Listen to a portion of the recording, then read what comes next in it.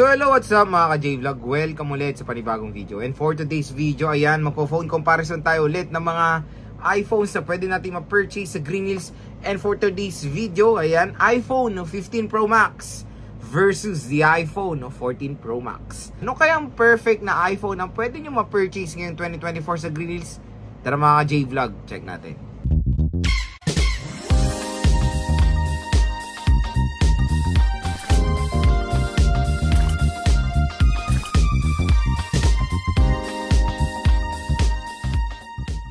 Vlog, napakabilis ang panahon, ilang araw ay July na, and ilang months na lang po mag-a-announce na naman ng mga bagong product si Apple, which is the iPhone 16 series. Ito maganda mga J-Vlog, stay tuned dahil gagawa ako ng first impressions ko sa mga lumabas na itsura ng iPhone 16 series. So complete redesign ng iPhone 16 mga J-Vlog, yung base model. Kaya stay tuned lang, gagawa po ako ng first impression sa mga bagong redesign na iPhone 16 series. And since malapit na lumabas ang iPhone 16 series, matik magbabagsak presyo ang iPhone 15 series. And syempre, meron na rin tayong nakikitang mga pre-love na iPhone 15 series sa Green Hills. At saan pa ba tayo bibili ng mga legit na iPhones? Wala nang iba kundi sa mga nire-recommend kong shop. Si Ate Mayet sa CMB Gadgets, Ate Annette sa ZMB Cellphone and Accessories, and of course, Malin Gadget Shop. Marami rin talaga ang nagde-decide ngayon since lalabas na yung 16 series. Marami na nagkaka-interest sa 15 Pro Max. Pero ayun, marami pa rin naguguluhan. Ano ba pinagkaiba, Lods, ng 14 Pro Max at ng 15 Pro Max? So papasensyahan nyo na yung kamay ko, kumain kasi akong popcorn, ha? Baka i-judge na naman yung kamay natin na medyo merong keso-keso dyan. So kumain tayong popcorn eh. Pero yon, back to the topic. Ang una nyo mapapansin dito mga ka-J-Vlog pag hinawakan nyo pareho is of course yung bigat.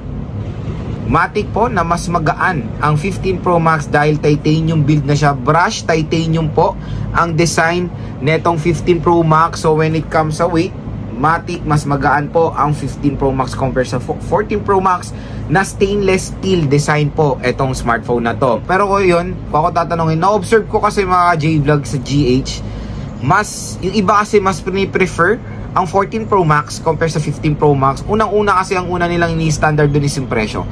Malayo kasi ang difference ng 14 Pro Max sa 15 Pro Max. Pero when it comes sa specs, hindi kasi nagkakalayo itong dalawang smartphones na to. So yung iba is nagiging practical na lang. Ako, ito magiging honest ako sa inyo. Nung lumabas ang 15 Pro Max, bumili ako ng brand new na 14 Pro Max na isa pa.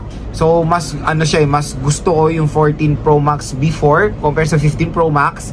Pero nung bumili ng 15 Pro Max si Kyla, medyo unti-unti ko rin nagugustuhan yung 15 Pro Max. Sakto, nag-renew ako ng plan sa Smart. And kung interesado rin kayo sa video na yan na unboxing ng postpaid plan na Smart na iPhone 15 Pro Max, check na lang po yung video natin sa channel ko.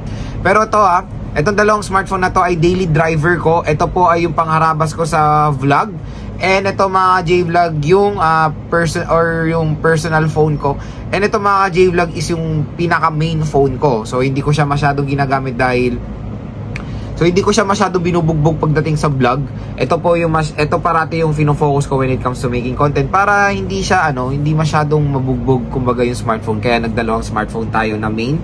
So isang pang vlog at isang pang personal phone talaga. So yon, when it comes sa camera, hindi naman sila ganun nagkakalayo. Same na merong 48 megapixel main camera. And ang pinaka, yun nga, ulitin ko, pinaka main na pinagkaiba nila is yung build quality. Titanium versus stainless steel. Ayan. So glossy stainless steel compare sa brush na titanium. So check natin yung istura nila side by side. Ayan mga J-Vlog. Pagdating sa height, ay pagdating sa design, wala namang ganong pinagkaiba, di ba? Mas malaki lang yung lente ng konti ng 15 Pro Max mga ka-J-Vlog. And dito naman tayo sa right side is makikita natin dito na parehong-pareho sila na position ng power button. Sa taas naman ng smartphone, wala tayong makikita. Ito rin yung isang main na pinagkaiba nila mga J-Vlog na which is I think sinasabi nilang upgrade na rin or new feature ng iPhone, which is yung tinatawag nilang action button. So ito po yung action button. Tapos sa 14 Pro Max is the ring and silent toggle. So, maganda na may action button kasi marami kayong magagawa dito. Hindi lang yung compare dito sa basic dati na ring and silent lang. Dito kasi sa action button, pwedeng ring and silent, pwedeng flash, pwedeng flashlight, pwedeng sa camera. Basta shortcut na siya, kumbaga shortcut button na siya. So, mas mas pina-complex na nila yung button dito. Mas marami kayong magagawa, kumbaga, which is magandang feature naman yan. Ito, i-share ko lang to as a iPhone 15 Pro Max user. Medyo minsan, pag nasa bag, na-accidental press ang action button. Nakikita ko na rin yan sa forums, sa ibang website, na medyo iba na haselan dito sa action button. Kasi ito ginawa ko, yung action button ko, ginawa ko siyang shortcut sa flashlight. So minsan, pag nasa bag lang yung 15 Pro Max ko na accidental press siya, so nag-o-open yung flashlight, nagulat ako, tinignan ko sa battery settings, 2 hours nang naka-open yung flashlight ko. So medyo minsan hassle, kaya tinanggal ko na siya sa flashlight, ginawa ko na lang siyang silent button or ring button. Pero may nakita naman din ako sa forums na soon ay gagawa daw ng fix si Apple sa software update na nagpe-prevent ng accidental press sa action button. So hopefully ma-experience na natin yan para naman magamit natin ng solid yung action button, diba? Kasi pangit naman na accidental touch, minsan nakakasira yan eh. Tignan nyo, 2 hours naka-open yung flashlight ko, ang sakit sa ulo nun. And left side ulit is parehong nandito yung kanilang power button and of course yung SIM tray. Sa baba naman, ito rin yung pinaka main na pinagkaiba ng 14 Pro Max and 15 Pro Max. Type-C na sa 15 Pro Max, Lightning po ang 14 Pro Max. So meron tayong speaker, grills, and of course microphone. Both ay meron na ring dynamic island, mga J-Vlog. So both ay dynamic island na, ayan. So ayan, kung makikita nyo, personal phone ko talaga to. So both ay merong dynamic island.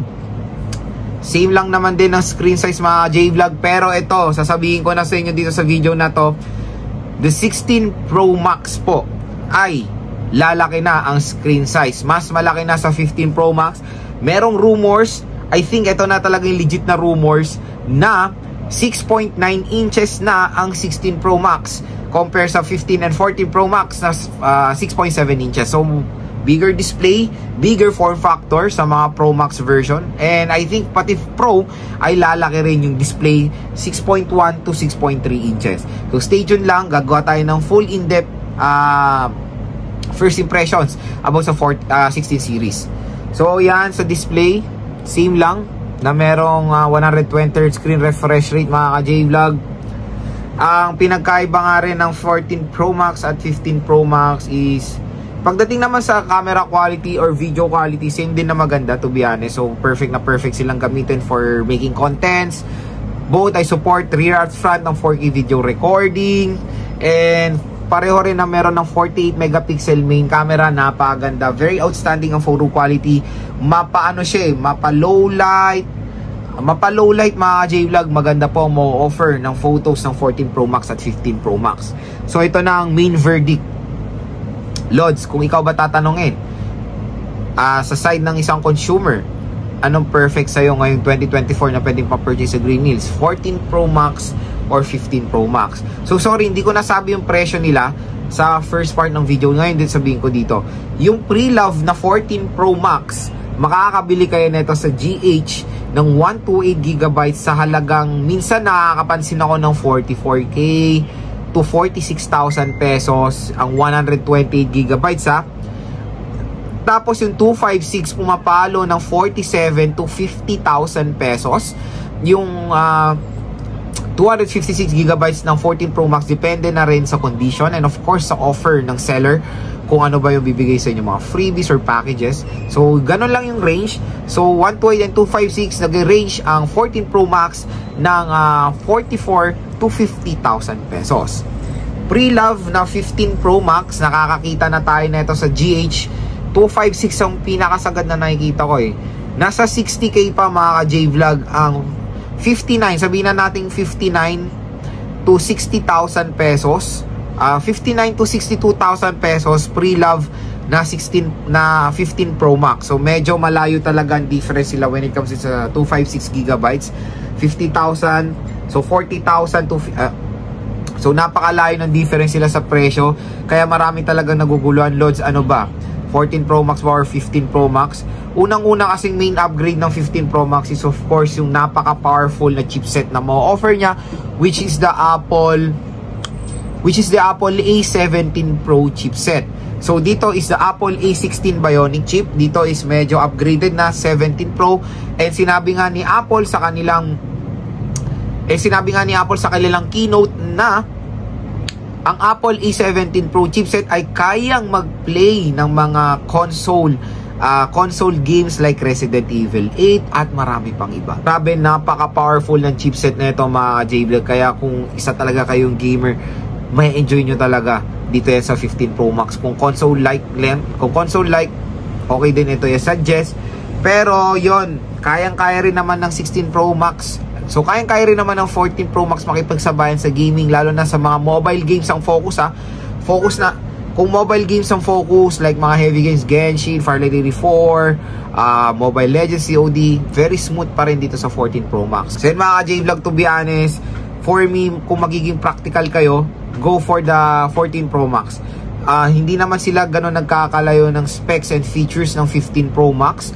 Kaya the best pa rin na mabili ngayon, lalo na sa kanyang presyo na 40,000 plus na lang ito.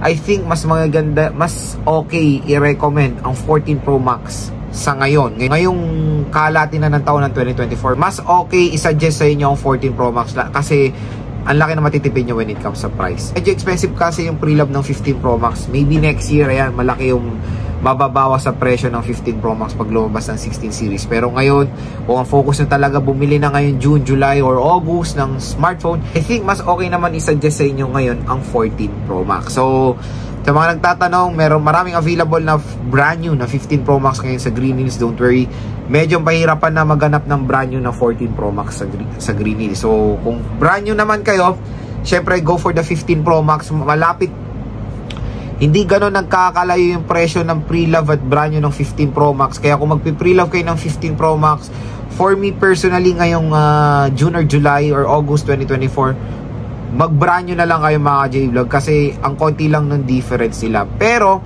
meron din naman tayong na-vlog na mga pre-love na 15 Pro Max na napakasaglit lang na gamit. Meron na ng swerte kasi ang baba na lang eh.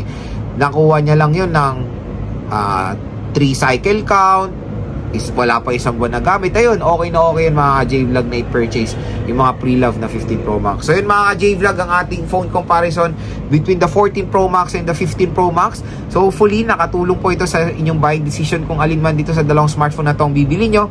At saan pa ba tayo bibili? Wala na iba kundi sa mga nirecommend nating shop, ZMB Cellphone and Accessories, CMB Gadgets, and Malin Gadget Shop. Hintayin po nila kayo dyan. Sabihin nyo lang na panood sa vlog, automatic po na meron kayong 500 pesos na cash discount.